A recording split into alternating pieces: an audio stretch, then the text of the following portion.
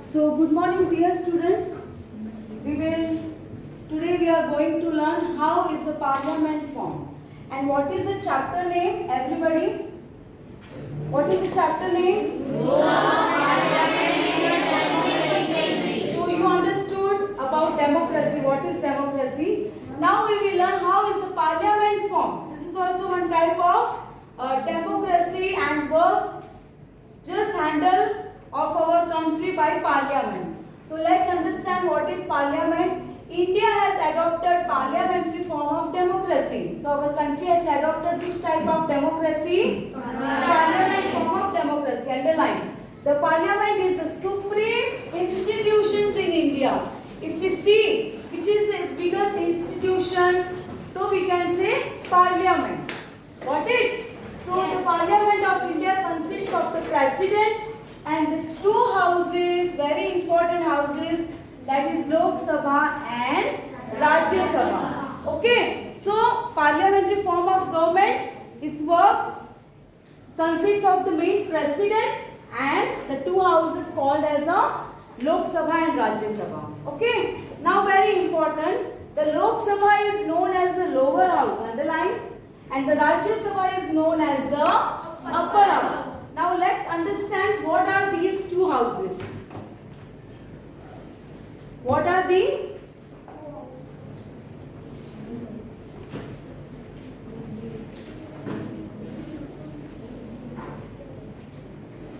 Now parliament consists of the Lok Sabha and Rajya Sabha, and the one is president. So everybody know that president is the head of the state. Now total members are 545, 26 seats for Gujarat. Means out of 545, 26 seats किसको दिया गया है? Gujarat.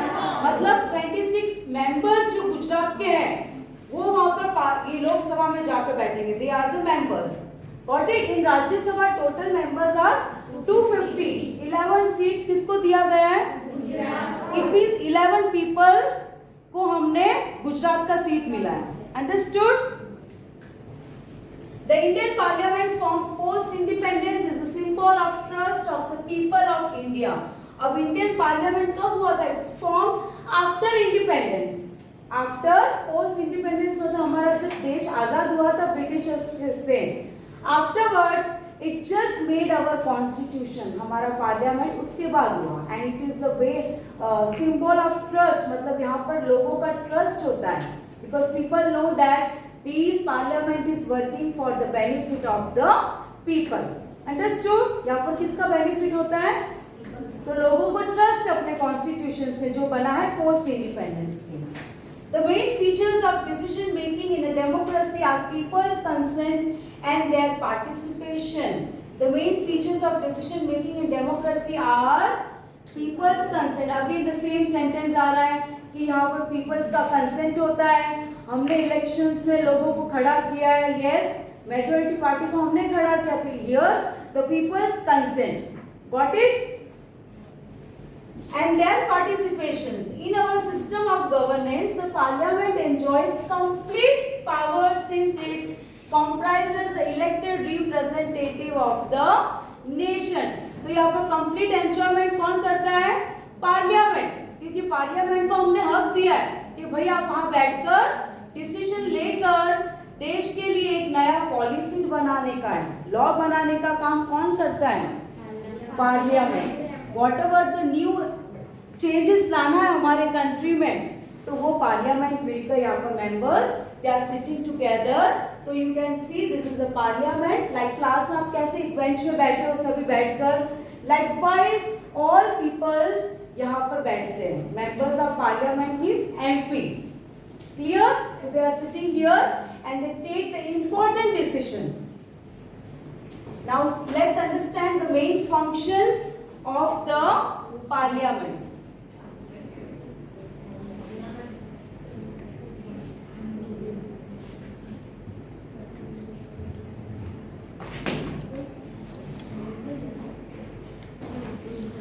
Now let's understand what are the functions of the parliament. To control the government and to provide informations and guidance to it.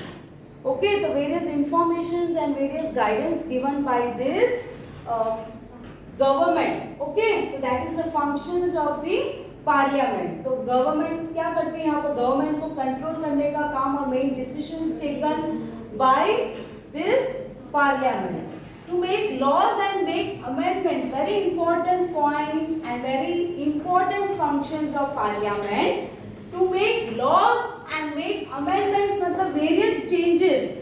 कहीं ना कहीं अगर लगता है कि सरकार को यहाँ पर पार्लियामेंट्स को लगता है कि यहाँ पर चेंजेस करने की जरूरत है देश के कुछ भी क्या बोलते हैं इफेक्टिव एडमिनिस्ट्रेशंस के लिए या for the benefits of people, so here the amendments done by the parliament. Okay, तो ये सब हमारे देश के लिए बैठे. तो you can see the image, this is the parliament which is in Delhi and people are sitting here. सब मेंबर्स ऑफ पार्लियामेंट बैठ के यहाँ पर डिसीजंस लेते हैं important. Now next, how is the Lok Sabha form. अब हम देखेंगे कि लोकसभा कैसे होता है, कैसे बनता है ये, how it form. So two houses we will learn here.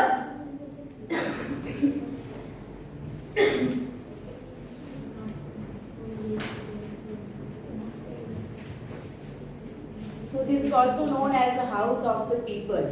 Lok Sabha is also known as the elections for the Lok Sabha and the State Legislative Assembly, that is Vidhan Sabha, are conducted in the same way. So we have seen state legislative assembly, each state have state legislative assembly, Vidhan Sabha her state में होता है. तो इन दोनों के functions अगर देखें तो it's similar only. Okay, in the same way Lok Sabha elections are held every 5 years. Very important, underline. Elections are held for Lok Sabha every 5 years. Each constituency, जो भी किसी भी एरिया में लोग खड़े हैं, जब इलेक्शंस होता है तो अलग अलग एरिया में अलग अलग ग्रुप के पार्टी के लोग खड़े होते हैं. Constituency it means a group of voters in specified area who elected a representative. Suppose Narendra Modi BJP को डिनोट कर रहा है, तो it is not like that एक पार्टी एक एरिया में खड़ी रहती है. सो कॉन्स्टिट्यूएंसी मतलब a group of people standing for election in one area. Got it? So constituency is represented by one elected members in the parliament. तो जो भी उस एरिया में अगर इलेक्शंस में जीत गई है, सपोज उस एरिया में नवसारी के विजयपुर एरिया में बीजेपी का मेंबर जीत गया है, तो वो जाकर मेंबर्स ऑफ पार्लियामेंट बनेगा. अंडरस्टूड? इलेक्शंस हुआ गुजरात में, सपोज हमने देखा कि 275 सीट्स हैं, 545 सीट्स हमने देखा आगे लोकसभा में. सपोज पूरे इंडिया में अगर 300 सीट्स बीजेपी को मिला है, कितना सीट्स मिला है बीजेपी को? तो 300 ज्यादा है, मेजोरिटी बीजेपी को मिला. यस, तो अलग अलग उनके जो बीजेपी के मेंबर्स हैं, तो वो कॉन्स्टिट्यूएंसी थे ना, वो अलग अलग एरिया में अपने पार्टी को रिप्रेजेंट कर रहे थे. Got it? अगर पर्टिकुलर वो एरिया में जीत गए वहां पर, तो वो एमपी बनेंगे, मेंबर्स ऑफ पार्लियामेंट. अंडरस्टूड? आया समझ में? Okay, the candidates who contest for the seat in parliament are usually active in various political parties. So those who are in the members of parliament, जो भी अभी parliament में बैठेंगे, जिसको seat मिली है पार्लियामेंट में बैठने के लिए लोकसभा में, are usually active in various political parties. तो वो हर चीज में, हर पार्टीज में एक्टिव रहते हैं. Got it? ऐसा नहीं कि खाली वो पार्लियामेंट में बैठ कर काम करेंगे. They are active in the political parties. तो पार्टीज आपको पता है, कांग्रेस पार्टी है, भारत जनता पार्टी है, Aam Aadmi party etcetera. The elected candidate is known as the member of parliament. So those members are the members in parliament जो सिलेक्ट किए गए कि भाई आप इस कॉन्स्टिट्यूएंसी में जब आपका वोटिंग हुआ था लोकसभा का, तो उस एरिया में ये आदमी जीता, तो that he will become the members of parliament. All these elected members collectively form the Lok Sabha. और मतलब यहाँ पर ऐसा जरूरी नहीं कि भारतीय जनता पार्टी के आदमी जीते तो वही वहाँ पर जो पार्टी जीता है, जिसकी मेजोरिटी ज्यादा आई है, वही लोकसभा में बैठता है, ऐसा नहीं है. all different parties members are sitting in Lok Sabha. How? क्योंकि भाई 300 बीजेपी को मिला, नो डाउट, तो 300 जो भी मेंबर्स होंगे अलग अलग एरिया में, they will be the member of parliament. But other जो पार्टीज है वो भी तो कहीं ना कहीं उनको 100 या 90 तो मिला है ना सीट. यस और नो? अलग अलग एरिया, भले वो मेजोरिटी नहीं आई, but those winning constituencies also will sit in parliament. आया समझ में? तो यहाँ पर सब पार्टी के मेंबर्स होते हैं पार्लियामेंट में. क्लियर? क्लियर ना everybody? Now next, this is your homework. Find out on Monday, मुझे मंडे आंसर आना, what is the name of the member of parliament in your constituency. आपके एरिया में कौन जीता था वो मुझे नेम लाना. What is the name of your parliament constituency. Okay, now next, how is the ruling party form. अब हम जाएंगे how is the ruling party form. As I told you, ruling party कौन होता है? जो देश को अभी चला रहा है, जिसको मेजॉरिटी मिला है. Yes, so let's understand. After the elections of Lok Sabha, हमने देखा कि लोकसभा का इलेक्शंस हो गया एवरी 5 इयर्स. अलग अलग जगह से, कौन सी एरिया से जीते मेंबर निकल कर आए. तो टोटल हमने काउंटिंग किया तो 300 सीट्स, एग्जांपल बता रहे हैं, तो 300 सीट्स मिला, तो मेजॉरिटी ज्यादा हुआ. Yes, after the elections of Lok Sabha, party wise list of all the members of parliament is form. अब पार्टी वाइज कि भाई कांग्रेस में 90 आया, चलो आम आदमी पार्टी को 50 तो मिला एटलीस्ट, भारतीय जनता पार्टी को 300 मिला, तो वहां से लिस्ट निकालते एक एक मेंबर्स का. Okay, from this list it becomes clear how many members from which political parties are there. तो वहां से हम काउंटिंग शुरू होता है, तो वहां से पता चल जाता है कि how many members from which political party, कौन से पार्टी में से ज्यादा मेंबर्स निकल कर आए. If any party wants to form the government, then that should be a majority. अब यहाँ पर इलेक्शंस हो गया, इलेक्शंस के बाद काउंटिंग प्रोसेस स्टार्ट होता है कि नहीं होता है. अब काउंटिंग प्रोसेस में देखेंगे कि भाई बीजेपी को कितना वोट मिला, आम आदमी पार्टी को कितना मिला, कांग्रेस को कितना आया. तो जिसकी भी मेजॉरिटी आएगा, जो पार्टी जिसका भी मेजॉरिटी वोट मिलेगा of elected members from that party, elected member from that party, after the elections the leader of the party or a coalitions मतलब गठबंधन करना. सपोज मैं 2 वोट के लिए पीछे रह रही हूँ, suppose listen what I am saying.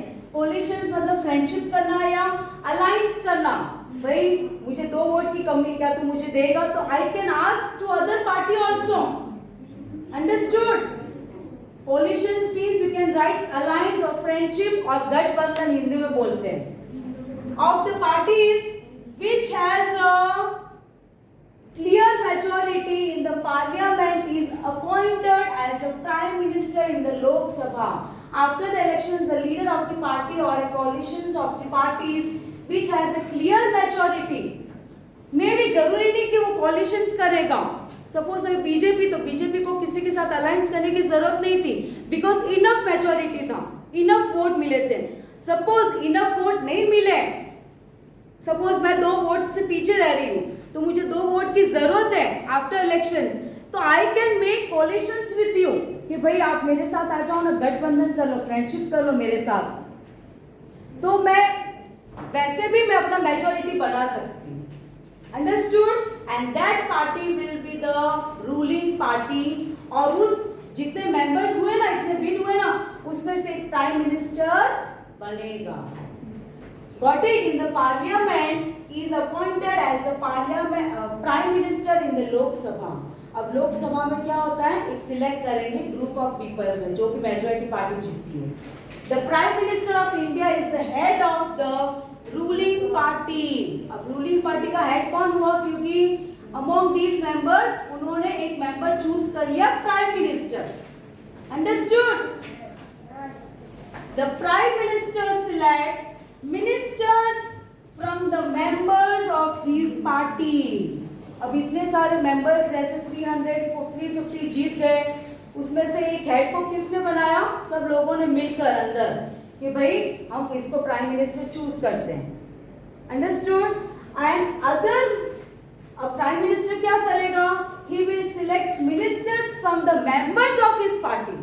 Suppose ये मेरे मेंबर्स हैं, ये मेरे बीजेपी के मेंबर्स हैं, आप लोगों ने मुझे प्राइम मिनिस्टर बनाया.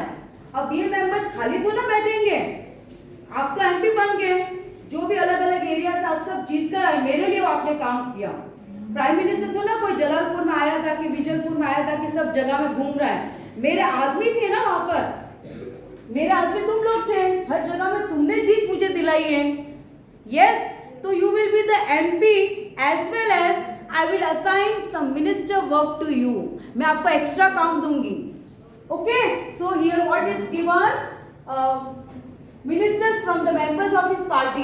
ओके, तो मैं सिलेक्ट मिनिस्टर्स करूंगी. सपोज फाइनेंस मिनिस्टर तुझे बना दिया, एजुकेशन मिनिस्टर तुझे बना दिया, हेल्थ मिनिस्टर तुझे बना दिया, railway minister, science and technology, agriculture minister, women empowerment का जो भी, तो इतने सारे मिनिस्टर्स मैंने आपको अपॉइंट कर दिया. Got it? So this is called council of ministers. This is called, आप अभी मेरे साथ काम करोगे देश में. Yes, because we are ruling party. हम जीत गए हैं मेजोरिटी से. Understood? तो जो जीता है मुझे अलग अलग कॉन्स्टिट्यूएंसी से अलग से, तो मैं तो प्राइम मिनिस्टर तो मैं बन ही गई हूँ, but I will select choose. मैं चाहूंगी कि मैं ये एजुकेशन में अच्छा काम कर सकता है, वो उसमें अच्छा काम करता है, तो I will assign the department work. Understood? In this way the council of minister is form. Understood? तो काउंसिल ऑफ मिनिस्टर फॉर्म मैंने बन गया. The ministers with prime minister take all decisions. These ministers take care of the responsibilities of the work related to their respective ministries such as health minister, education minister, finance minister, etc. Okay? तो वैसे ऐसे बहुत सारे departments होते हैं. Understood? Each minister is responsible for any questions related to his ministry to the members of parliament. तो आपको जो भी डिपार्टमेंट का काम दिया है, तो आपको इतना पक्का उसमें काम करने का है कि आपको पार्लियामेंट में क्वेश्चन करेंगे. सपोज रेलवे, आप न्यू रेलवे स्टार्ट कर रहे हो, रेलवे मिनिस्टर, तो आपको पार्लियामेंट में आंसर देना है उधर कि भाई आपने ये क्यों चेंज किया. तो you should be transparent. Understood? So for that purpose you have to give justify to your department जो भी आपको काम दिया है. Understood? These are the some question. This is your homework. Write down. आपको ये फाइंड आउट करना. Monday we will discuss. Now next, how is राज्य सभा form? तो आपको समझ में आ गया Lok Sabha, where the law making process going on, various important decisions taken, and the members of parliament जो लोकसभा में जीत कर आए अलग अलग एरिया से. Now let's understand what is राज्य सभा. Don't talk, still I am getting disturbed from somewhere. The elected members of the legislative assembly of each state elect members for Rajya Sabha. जो elected members हैं इसके legislative assembly के each state के, तो ये form बनाते हैं, ये elect करते हैं members of Rajya Sabha. So there are total 250 members in the Rajya Sabha. कितने members हैं यहाँ पर? 250. Out of them 238 are elected. 250 members total तो है ही है, उसमें से 238 तो इलेक्शन के उपरांत वो यहाँ पर members बने. Okay? The remaining 12 members are nominated by the president. तो यहाँ पर 12 members को president ने nominate किया. भाई मैं चाहती हूँ कि आप बन जाओ यहाँ पर, तो this is the choice of president. Rajya Sabha में लोकसभा और राज्यसभा का थोड़ा डिफरेंट वर्क है. अंडरस्टूड? यहाँ पर फिर 12 मेंबर्स किसने नॉमिनेट किया? प्रेसिडेंट ने.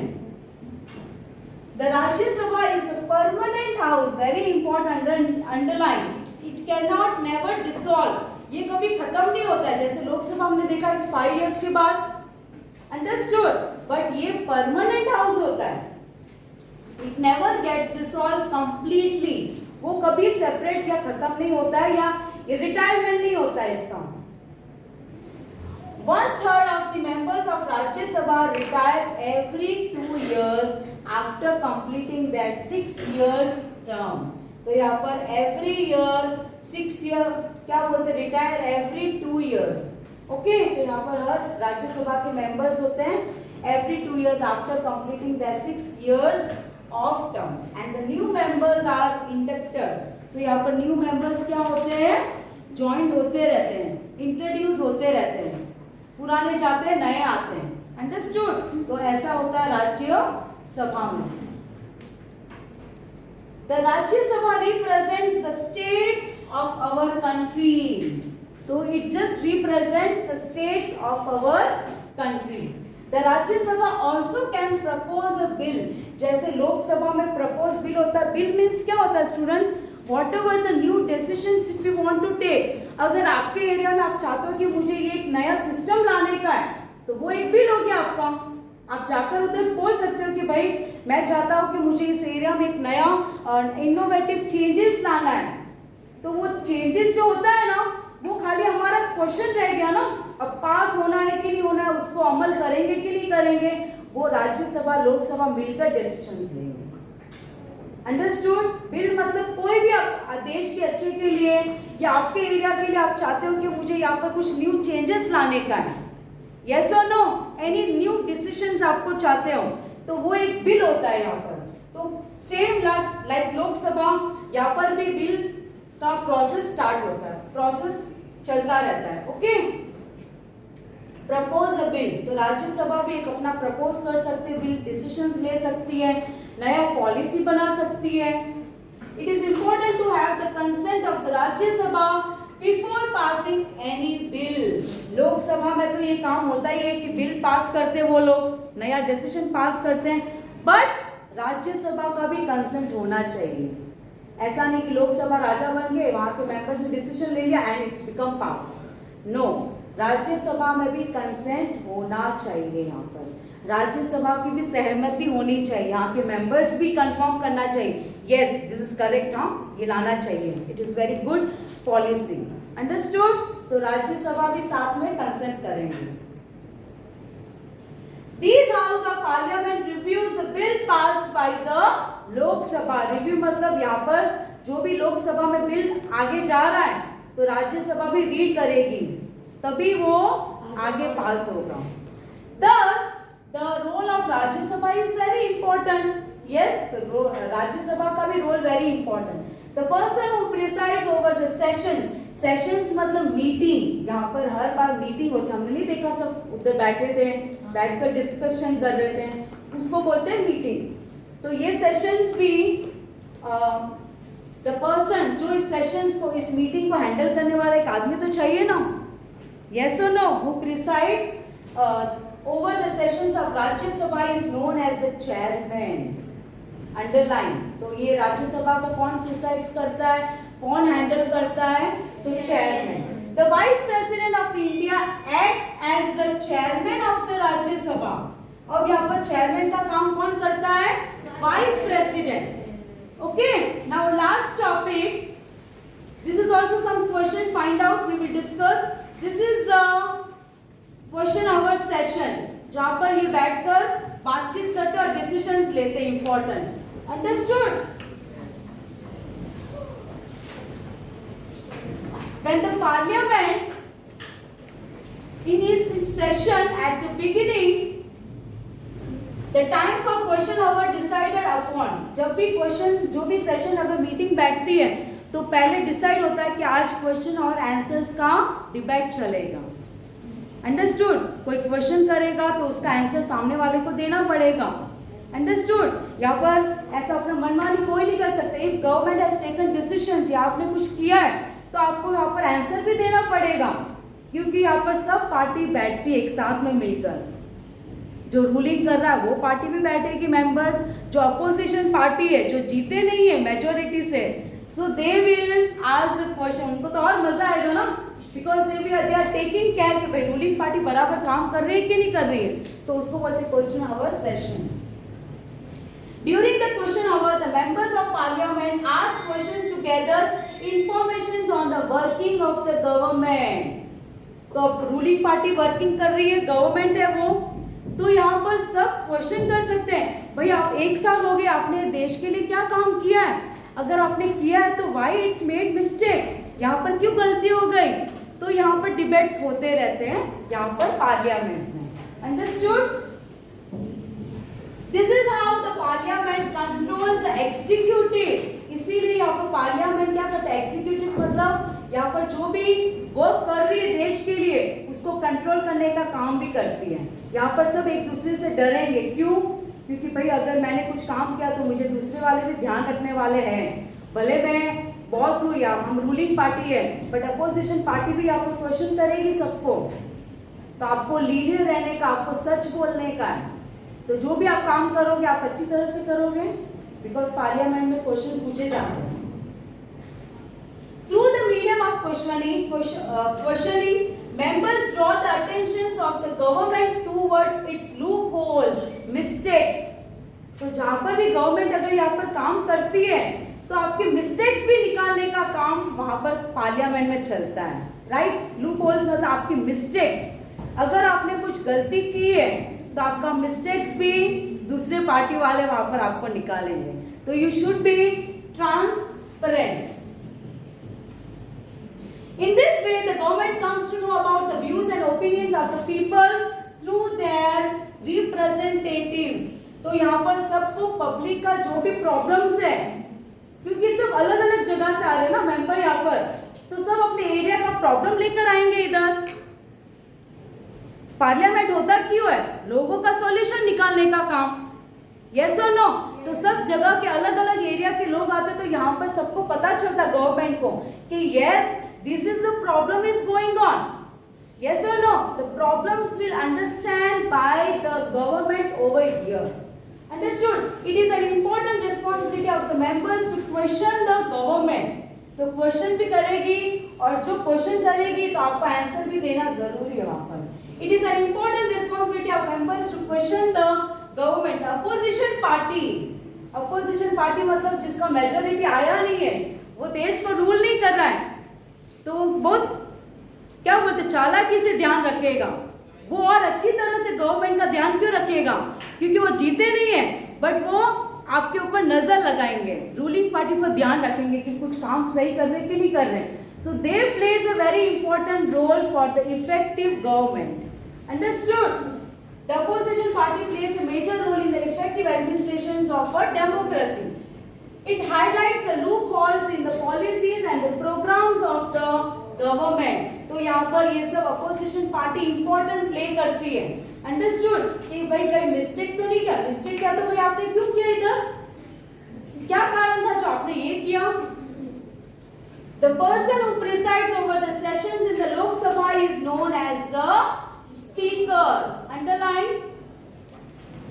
President is the most important and integral part of the parliament. तो यहाँ पर पार्लियामेंट तो हमने देखा टू हाउसेस, उसके उपरांत president is also plays a very important role here. A bill that is passed by both the houses can become a law only after its signature. अब राज्यसभा ने बोल दिया कि भाई सही है, आपने जो बनाया बराबर है, लोकसभा ने भी पास कर दिया भाई हमें ये डिसीजन करने का। अब जब तक प्रेसिडेंट सिग्नेचर नहीं करेगा it will not pass. Understood? He has the power to decide about the meetings of the parliament and announce the completions of session 2.